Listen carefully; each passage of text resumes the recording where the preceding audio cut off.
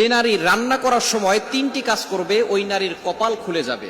আল্লাহ পাক রব্বুল আলামিন ওই নারীকে সম্পদশালী বানিয়ে দিবেন। আল্লাহ পাক রব্বুল আলামিন ওই নারীর ঘরে বরকত নাজিল করবেন।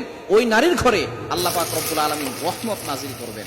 অনেক মা বোনেরা এখন কিন্তু সংসারের ভিতরে সুখ চান, শান্তি চান, ঘরের ভিতরে রহমত চান, বরকত চান। বিশেষ করে যে সমস্ত নারীরা সংসারে বরকত চান তারা কিন্তু অবশ্যই এই তিনটি কাজ করবেন। দেখবেন আপনার ঘরের ভিতরে শান্তি আসবে এবং আপনার রান্না সুস্বাদু হবে এবং আপনার রান্না যারা খাবে তারাই আপনার প্রশংসা করবে। আমরা অনেকেই কিন্তু নিজের প্রশংসা শুনতে চাই এবং অনেকেই আমরা ঘরের ভিতরে বরকত চাই, রহমত চাই। এজন্য আমরা এই তিনটি কাজ করব।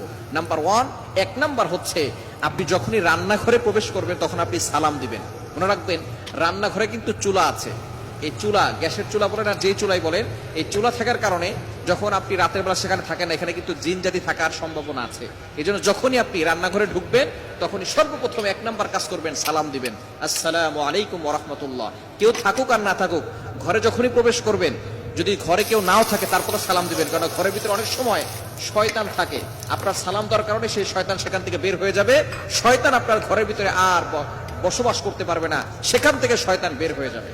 আল্লাহ পাক রব্বুল আলামিন নিজে বলে দিয়েছেন, কোরআন খুলেন, আল্লাহ পাক রব্বুল আলামিন বলছেন 18 নম্বর পারা 17 নম্বর পৃষ্ঠার 13, 14, 15 নম্বর লাইন, সূরাতুন নূরের 61 নম্বর আয়াতে,